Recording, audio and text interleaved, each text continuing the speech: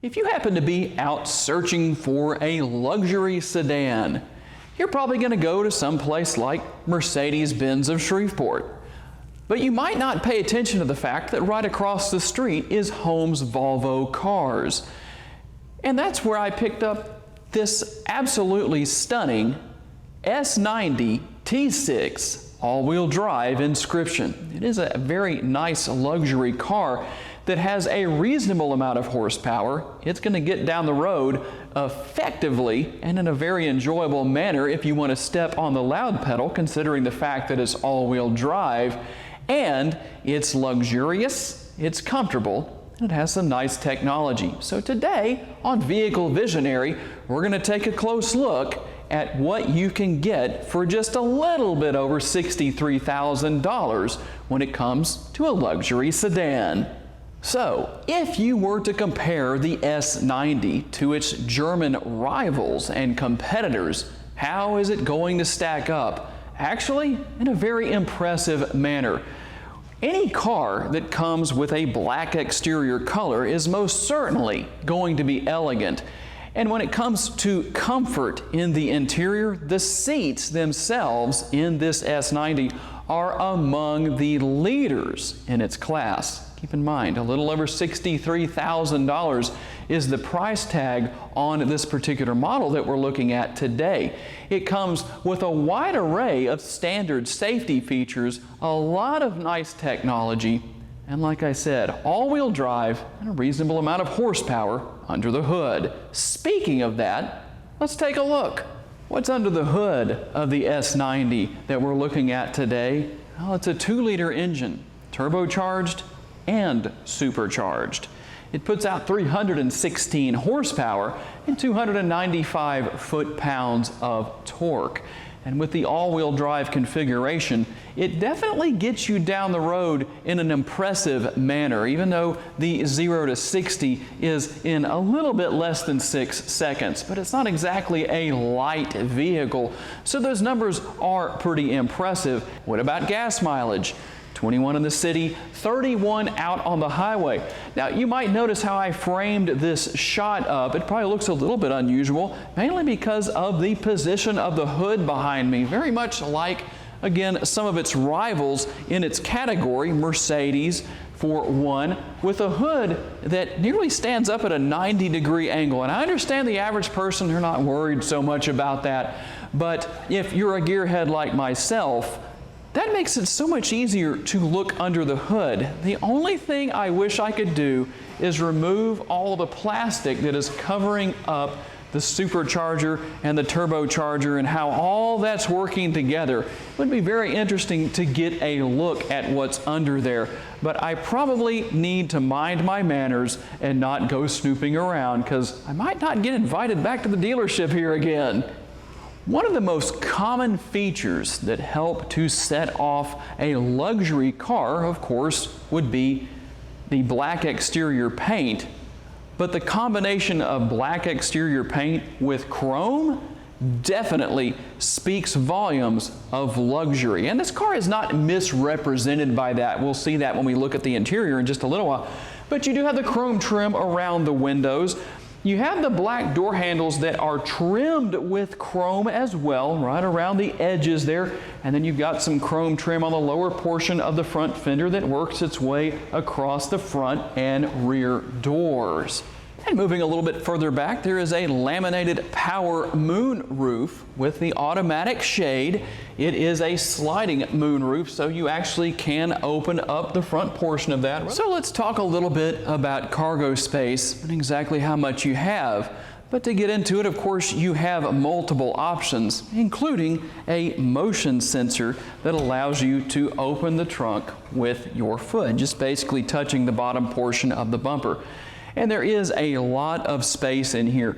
You can even lower the rear seats to maximize your cargo space, which is 15.4 cubic feet. Not too terribly bad. And there are a couple of buttons here that allow you to either simply close the trunk by pushing the button on the left or on the right. You can push that button and it will not only close the trunk, it will also lock the interior doors. Okay guys, now that we're in the back seat, you want to talk about space? There is a lot of space back here. In fact, let me sit straight up here, and even though there isn't a ton of headroom, I mean, I'm 5'10", but I've got enough to be really comfortable back here, but I'm sitting straight up, and I can't even reach the front seat. I mean, I could kind of lean forward and do that, but just sitting straight with my back against the seat itself, I can't even reach the front seat. That is way up there.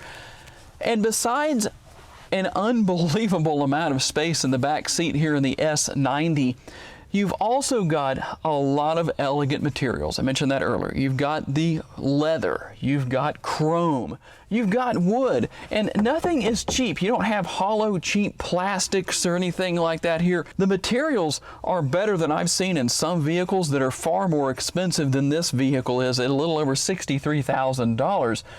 And you'll find several switches here on the passenger side rear door, and you only have one over there on the driver's side here in the back seat. Why that is, I don't know, but you have quite a few things you can control. You've got, of course, the power windows, but you've also got the shades on the windows back here that you can bring up or bring down depending on what you want to do. A lot of elegance, and it doesn't stop there. You've got the two air conditioning vents right here. You've got the digital display for controlling the temperature.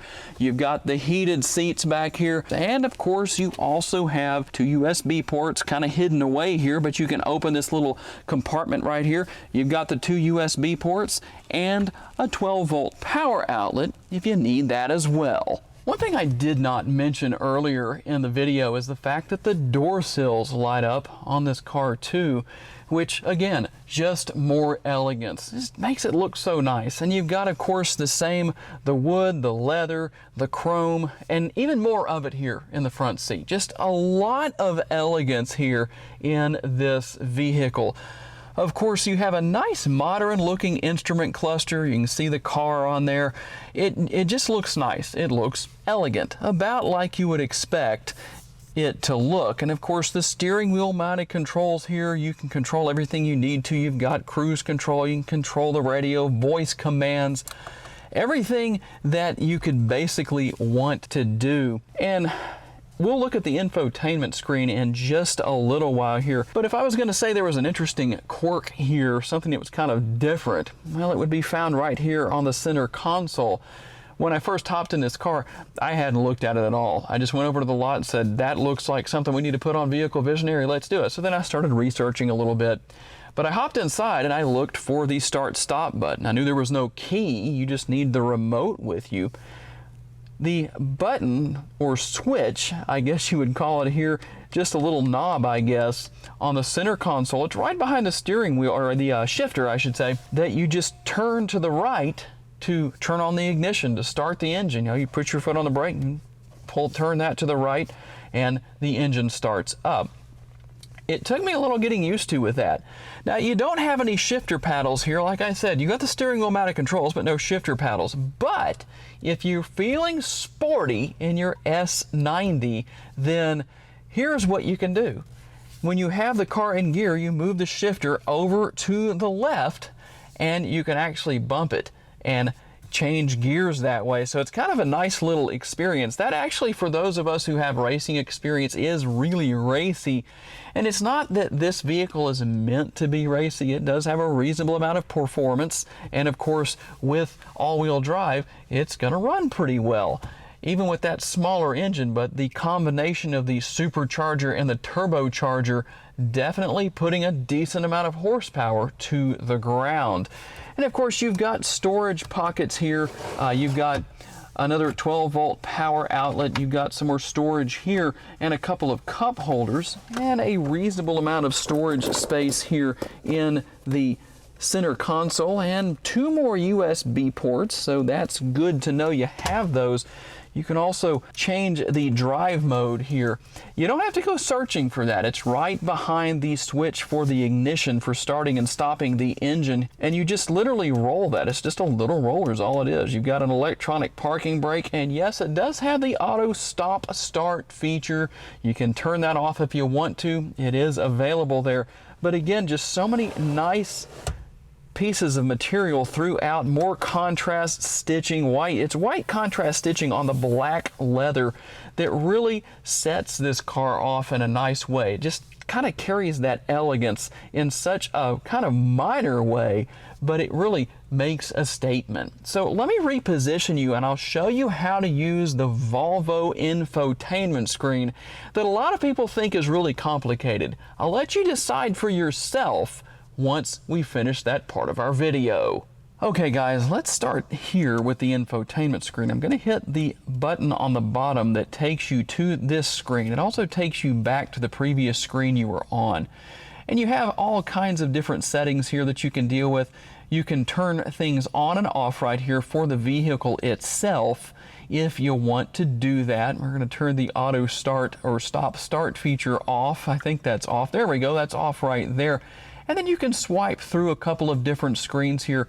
Depending on what it is you're looking for, it's really pretty self-explanatory. I don't find it to be that terribly difficult. Current position, of course, that's going to be your navigation.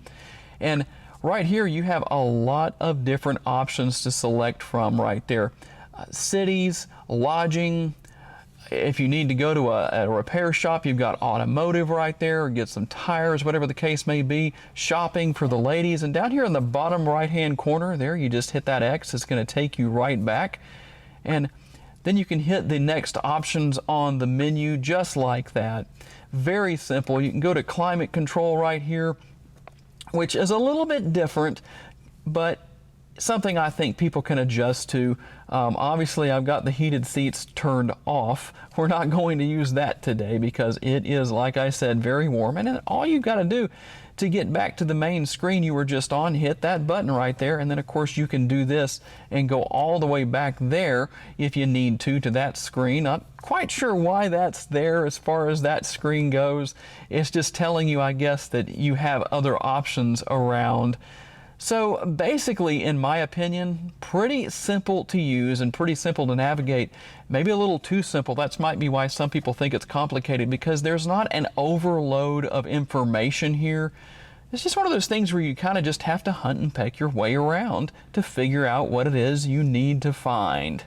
We're out here on the road now doing a little test drive, and one thing I neglected to mention earlier, and I will try to remember to get an image for everybody to take a look at on the screen, but there is a heads-up display in addition to everything I mentioned earlier. So another nice feature and function of the S90 in this particular trim level. Now I'm driving down through here in comfort mode and in some 5 o'clock traffic, so not a whole lot I can do really, and I don't want to push it too hard because of potential people pulling out in front of me. You know, it's classic, even though I stepped on it just a little bit there. This is classic of a fairly large, heavy car. It doesn't feel like you're doing a whole lot, but it runs pretty good, and that's just in comfort mode. And you know, one thing I can't really show you on the screen because I don't have any way to do it. I'm not going to take pictures while I'm driving or anything like that. I don't have a camera set up where you can see the instrument cluster while I'm driving, but you do have traffic sign recognition, so I'm seeing all of that, the speed limit and the other signs as we drive through the area here are being displayed on the instrument cluster. So that's really a nice feature here. And I have to say, the ride is really smooth. After some of the reviews I read, depending on the rim size, apparently the ride can be a little rigid, but I am not experiencing that at all with this particular model with the rims that are on this one. I don't remember exactly what size they are. They're not the largest, that's for sure. But a very comfortable ride. Now we're about to get to a stretch of road that is anything but smooth, so we're going to find out how the S90 actually handles a rough road. Okay, I'm not going to be able to really do too much right here. We're just going to kind of cruise along. Okay, well, we have an open lane now, so I'll be able to get on up there a little bit to the speed limit at least for a little while here. I drive this road every day, guys, and I know I've probably said that in other videos you've watched before. This is one of the smoothest driving experiences I have ever had on a stretch of road. I don't know how the camera is taking that on the tripod, because that tripod is really shaky. So it might be a bit misleading the way it looks on the screen. I'll have to see when I'm editing later on, but I am really impressed with how smooth the ride is here. So as we cruise along here, I'm going to move down into dynamic, and let's see how we do.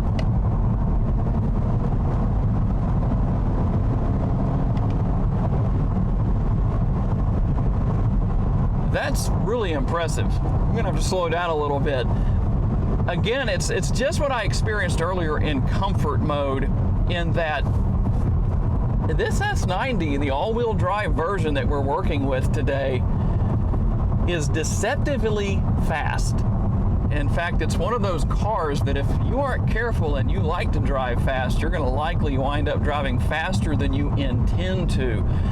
Now, we're gonna just keep cruising down the road here a little bit.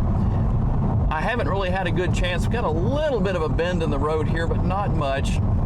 Steering feels a little heavy. It's not terribly bad, but it is a little heavy.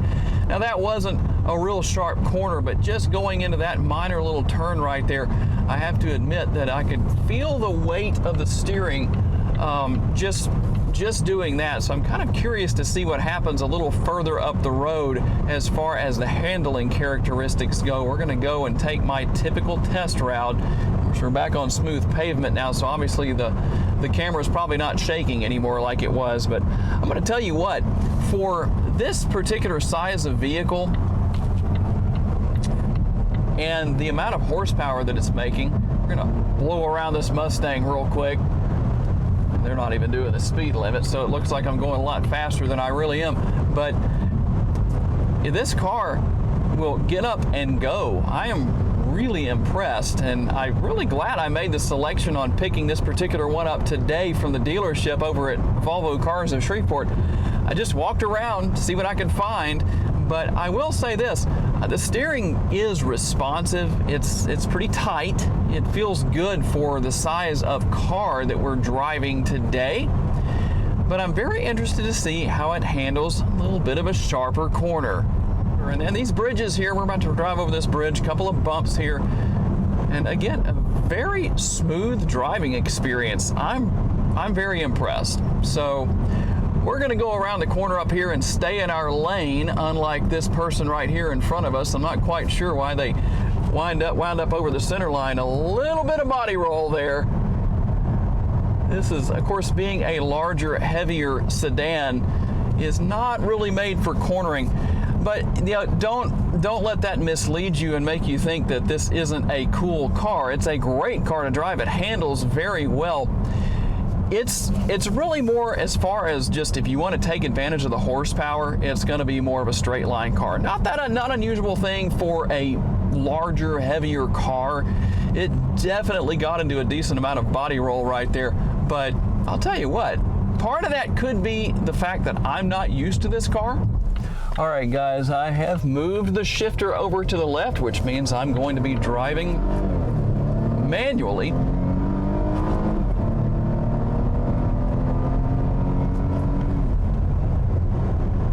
You know, it's fun, but I'm going to be honest, I'm a little disappointed in the performance, shifting it manually. I don't know that anyone's going to buy this particular model of car for that purpose, but being a high performance enthusiast, I had to give it a try. But I will say that it is responsive, and while you're moving the shifter itself, you're pushing it forward obviously to go into higher gears, it is very responsive. You don't have shifter paddles, but I think in a way that's a lot of fun to have that. It'd be a lot more fun to maybe drive a few more vehicles that have that option where you can manually shift the transmission and you're just moving the shifter back and forth. So overall, I must say, I've really enjoyed our test drive today. I hope I've given you enough information to help you know what's going on here. The main takeaway that I'm gonna leave you with as far as the test drive goes if you're looking for a high-performance sedan that drives exceptionally well, it's very smooth in how it goes down the road, well, this is definitely something you might want to consider. It's definitely not the fastest thing on the road, but it is a lot of fun to drive. Okay guys, it's that time. I want to hear your responses, or read your responses I should say, in the comments section. Wouldn't it be interesting to listen to a troll in the response section? I hope YouTube never does that, although it could be very entertaining. But tell me guys, what do you think about this S90? Is it something you ever even heard of? Is it something you knew about? Are you kind of surprised maybe by what's available from Volvo in this particular model of vehicle? I'm curious to know. I would like to thank my friends at Holmes Volvo Cars for loaning me this S90 for the day. It's a very fun car to drive. It's not too big, but for its exterior size, when you hop on the interior, it's surprising how large it really is, and a very elegant vehicle. I appreciate each and every one of you for taking the time to watch, guys. It means a lot to me, and I look forward to seeing you in my next video.